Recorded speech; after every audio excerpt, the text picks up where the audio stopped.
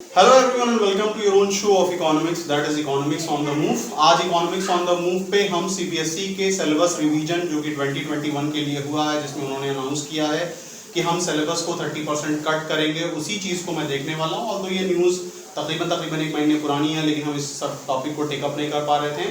तो आज हम इसी पे बात करने वाले हैं कि इकोनॉमिक्स, अकाउंटेंसी और बीएसटी में कितना सिलेबस कम किया है सीबीएसई ने। क्या सच में जो बार बार न्यूज़ आ रही कि 30% सिलेबस सीबीएसई ने कट किया है, उसमें कितनी सच्चाई है, उसी को हम 1 बाय 1 देखेंगे, क्लास 11th का और क्लास 12th का। ओके, सो अगर हम इकोनॉमिक्स की बात करते हैं और क्लास 11th और क्लास 12th की बात करते हैं, तो देखिए क्लास 11th में अगर हम इकोनॉमिक्स के टॉपिक्स की बात करें कि यानी कौन कौन सा सब्जेक्ट है जो क्लास 11th का पार्ट होता है, तो एक तरफ तो हमारे सामने माइक्रो इकोनॉमिक्स आ जाता है जो कि क्लास 11th में, जो कि पहले क्लास 12 में था, लेकिन अभी लास्ट ईयर से इसको क्लास 11th में ट्रांसफ़र कर दिया गया है। और साथ ही साथ स्टैटिस्टिकल इकोनॉमी है जो कि क्लास 11th का पोर्शन हुआ करता है। क्लास 12 की बात करें तो उसमें एक तो आपका मैक्रो इकोनॉमिक्स आ जाता है और उसके साथ ही साथ इंडियन इकोनॉमिक डेवलपमेंट, जो कि पहले आपके क्लास 11th में हुआ करता था, लेकिन आप तकरीबन ये समझ लीजिए कि 2019 का जो सेशन था, यानी लास्ट ईयर का सेशन जो था, उसमें इंडियन इकोनॉमिक डेवलपमेंट को क्लास 12th में कर दिया गया है। मैं डिलीटेड पोर्शन पे बात करने वाला हूँ कि डिलीटेड पोर्शन क्या क्या है, कितने टॉपिक्स को डिलीट किया है, और जब वो डिस्कस कर लूँगा तो उसके बाद आप अपने खुद ही एनालाइज कर सकोगे कि क्या ये जो 30% वाली बात है ये सच है या फिर ये गलत है। क्या एक्चुअल में 30% किया गया है कि कम किया गया है, कितना किया गया है, उसके बाद आपको ये ऑलरेडी क्लियर हो जाएगा। तो चलिए स्टार्ट करते हैं, और मैं क्लास 11th का पहले डिलीटेड पोर्शन पे बात करूंगा, फिर क्लास 12th के डिलीटेड पोर्शन पे बात करूंगा। ओके, सो हमने अभी ये डिस्कशन किया था कि क्लास 11th में कौन कौन सा टॉप सब्जेक्ट्स आ जाते हैं और क्लास 12th में कैसे कौन कौन से सब्जेक्ट्स आ जाते हैं, यानी पूरी इकोनॉमिक्स को क्लास 11th और 12th में किस तरीके से बांट रखा है। मैंने शुरू में कहा था कि सिर्फ हम डिलीटेड पोर्शन पे बात करेंगे कि क्लास 11th में से कितना डिलीटेड पोर्शन है और क्लास 12th में से कितना डिलीटेड पोर्शन है। अब देखिए, हम अगर माइक्रो इकोनॉमिक्स से स्टार्ट करें कि माइक्रो इकोनॉमिक्स से कौन कौन से जो टॉपिक्स हैं जो डिलीट किए जा रहे हैं, तो माइक्रो इकोनॉमिक्स में सबसे पहला जो आ जाता है वो हमारा पीपीसी आ जाता है, यानी प्रोडक्शन पॉसिबिलिटी कर्व। ये पहला टॉपिक है जिसको डिलीट किया गया है 2021 सेशन के लिए। एक इंपॉर्टेंट टॉपिक है, पीपीसी बहुत ही इंपॉर्टेंट था। जब तक माइक्रो इकोनॉमिक्स 12th में था तो बोर्ड में अक्सर ये क्वेश्चन पूछा जाता था। इसी के साथ जुड़ा हुआ एक सवाल है सेंट्रल प्रॉब्लम ऑफ इकोनॉमी, उसको लिया गया है। ऐसा मत सोचिएगा कि पीपीसी के साथ उसको भी हटा दिया गया, उसको नहीं हटाया गया है। Second, producers equilibrium meaning and its condition in terms of MRMC approach, यानी marginal revenue marginal cost approach. ये अगर आप देखोगे तो आपकी सीबीएसई किताबों का ये और सबसे लास्ट चैप्टर हो जाता है, जो प्रोड्यूसर इक्विलिब्रियम पे जाके डिस्कशन होता है। आपको याद होगा कि शुरुआत में अगर आप अपनी बुक को देख रहे हो, क्लास 11th और क्लास 12th के बच्चे अगर इस वीडियो को देख रहे हैं तो उनको याद होगा कि शुरुआत में बिल्कुल आप कंज्यूमर इक्विलिब्रियम पढ़ते थे, यानी जब आपका बिल्कुल माइक्रो इकोनॉमिक्स स्टार्ट होता था, और एंड होते होते हम प्रोड्यूसर के इक्विलिब्रियम पे बात करते थे। तो प्रोड्यूसर का इक्विलिब्रियम, उसकी मीनिंग और एमआरएमसी अप्रोच के केस, जो भी यहाँ पे प्रोड्यूसर इक्विलिब्रियम होता है, उसको डिलीट किया गया, उसको इस साल आपको नहीं पढ़ना है। मार्केट की अगर हम बात करें तो मार्केट एक लंबा टॉपिक है, इसमें मोनोपोली, मोनोपोलिस्टिक, परफेक्ट तरीके की मार्केट आती है। तो उसमें आप याद रखिएगा कि सिर्फ मोनोपोली को और मोनोपोलिस्टिक को डिलीट किया गया है, यानी ये दोनों टॉपिक डिलीट किए गए हैं। बाकी परफेक्ट कंपटीशन आपका सब्जेक्ट का पार्ट है, ये आपके माइक्रो इकोनॉमिक्स में रहेगा, उसको आपको पढ़ना है, उसको नहीं हटाया गया है। अब हम स्टैट्स पे बात कर लें कि स्टैट्स में कौन कौन से टॉपिक हैं जो कि हटाए गए हैं, जो कि डिलीट किए गए हैं। सबसे पहला आ जाता है हमारा डिस्पर्जन।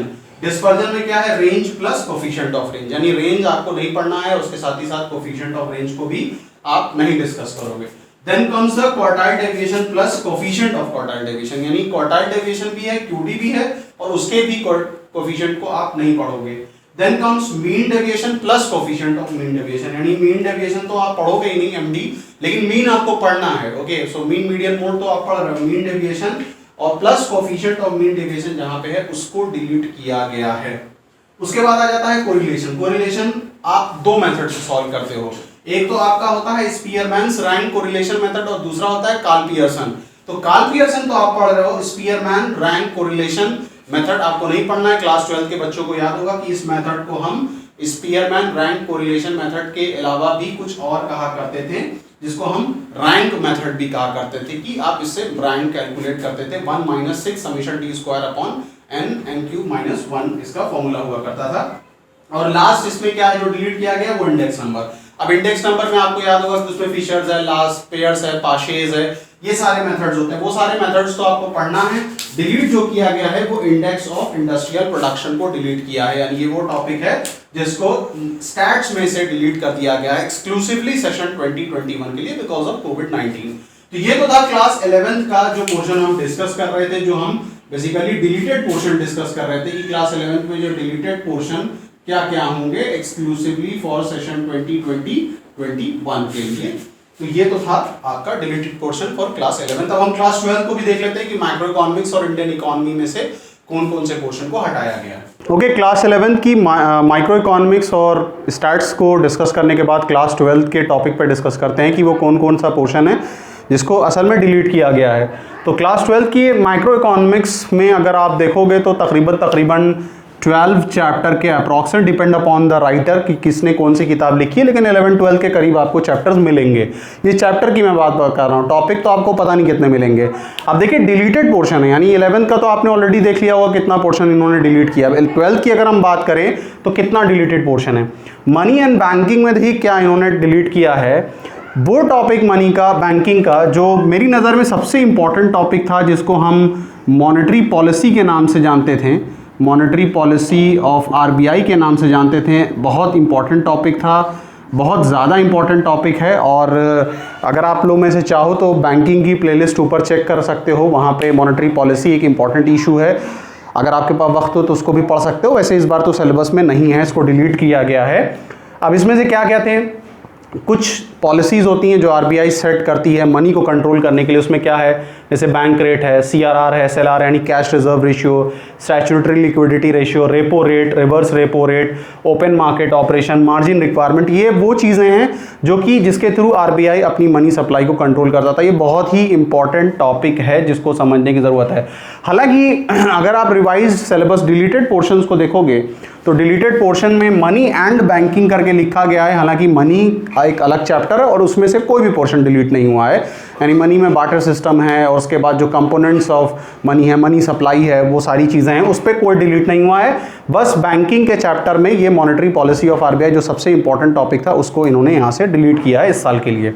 बैलेंस ऑफ पेमेंट की अगर हम बात करें तो एक इंपॉर्टेंट टॉपिक है, वाइड टॉपिक है। अभी तक हम बैलेंस ऑफ पेमेंट पे नहीं पहुंच पाए हैं, वो टॉपिक भी मैं पढ़ाने वाला हूं। तो लेकिन जब मैं पढ़ाऊंगा तो मैं सब कुछ पढ़ाऊंगा। आप बस याद रखिएगा कि बैलेंस ऑफ पेमेंट का जो डेफिसिट होता है, यानी बीओपी सरप्लस भी होता है, बीओपी डेफिसिट भी होता है, उसको असल में यहाँ से हटा दिया गया है, उसको डिलीट किया गया है। दूसरा फॉरेक्स यानी फॉरेन एक्सचेंज रेट का जो चैप्टर है उसमें क्या है, determination of exchange rate in free market में से इसको हटाया गया है। यानी इतना टॉपिक है, आप देख के अंदाज़ा लगा सकते हो आउट ऑफ 12 चैप्टर जो इतना डिलीट किया गया है। ये तो शायद आधा चैप्टर के बराबर भी नहीं होगा जो मैक्रो इकोनॉमिक्स में डिलीट की बात की गई है। इंडियन इकोनॉमिक डेवलपमेंट की अगर मैं बात करूं तो ये भी तकरीबन 12-13 के अराउंड ये चैप्टर्स हैं और बहुत कम पोर्शन डिलीट हुआ। जैसे growth of education sector in India, एक ये टॉपिक इन्होंने डिलीट किया। दूसरा अल्टरनेटिव फार्मिंग, फार्मिंग भी एक बड़ा चैप्टर है, उसमें से सिर्फ क्या उन्होंने उठा लिया है, ऑर्गेनिक फार्मिंग को उठा लिया है कि ऑर्गेनिक फार्मिंग को नहीं पढ़ना है। इंफ्रास्ट्रक्चर काफ़ी एरिया है उसमें से। एनर्जी, जिसमें renewable non renewable energy resources वाला एरिया है जो कि डिलीट किया है, यानी एनर्जी किया तो वो भी सब टॉपिक्स भी उसके डिलीट हो गए हैं। तो ये पूरे डिस्कशन जो हमने किया है क्लास 11 का किया है, क्लास 12 का किया है। अगर आप क्लास 11 की भी बात करो या फिर अगर आप क्लास 12 की भी बात करो तो आई एम श्योर कि ये 30% असल में ऐसा कुछ नहीं है, बस एक जुमलेबाजी थी। 30% सीबीएसई ने सिलेबस नहीं किया है। अगर आप पूरा काउंट करोगे तो शायद आपको क्लास 12 में से भी कर लो, क्लास 11 से भी कर लो, तो 5 to 7% या फिर मैक्स टू मैक्स 10% आपको सिलेबस डिलीट दिखाई देगा, उससे ज़्यादा नहीं। यानी ये पूरा सिलेबस है जो वो डिलीट कर रहे हैं। Out of how much, out of 24 chapters, 12 from micro economics and 12 from the Indian economic development. अगर आप देखो तो शायद इन 24 में से टोटल मिला लोगे तो 1 या 2 चैप्टर बनेंगे, इतना डिलीट किया गया है। सो इससे एक बात और जुड़ी हुई है जो मैं कहना चाहूँगा कि ऑलरेडी 4.5 मंथ ख़त्म हो चुका है, अगस्त ख़त्म हो रहा है बर्डन ऑफ सिलेबस आपके ऊपर बहुत ज़्यादा है। जनवरी से वाइवा वगैरह शुरू हो जाते हैं और फरवरी के लास्ट से पेपर आपका शुरू हो जाएगा। तो ऐसी सर्कमस्टांसेस में कोविड की वजह से चीज़ें डिस्टर्ब रहीं। ऑन दी अदर हैंड अगर हम इसका दूसरा साइड देखें तो सिलेबस उतना कम नहीं किया गया है। दैट मीन्स कि स्टूडेंट्स के ऊपर ओवरऑल बर्डन ज़्यादा है। तो बर्डन ज़्यादा होने की वजह से आप अपनी पढ़ाई को रेगुलर करते रहिए। And same situation is in accountancy and BST also, हम उसको भी डिस्कस करेंगे और मैं बताऊंगा कि उसमें भी कितना पोर्शन डिलीट हुआ है। तब तक के लिए आप इकोनॉमिक्स ऑन द मूव को देखते रहिए, ज़्यादा से ज़्यादा हमारी वीडियो को शेयर करिए और मैं रिक्वेस्ट करता हूँ कि आप शेयर के साथ सब्सक्राइब भी करिए। मैंने अपना एनालिटिक्स चेक किया, उसमें मुझे ये बात भी पता चली कि बहुत सारे हमारे व्यूअर्स हैं जो वीडियो को देखते हैं और सब्सक्राइब नहीं करते हैं। So I will request from every one of you who has not subscribed our channel yet कि please आप हमें सब्सक्राइब करिए। So stay blessed guys and keep on watching Economics on the Move. Thank you.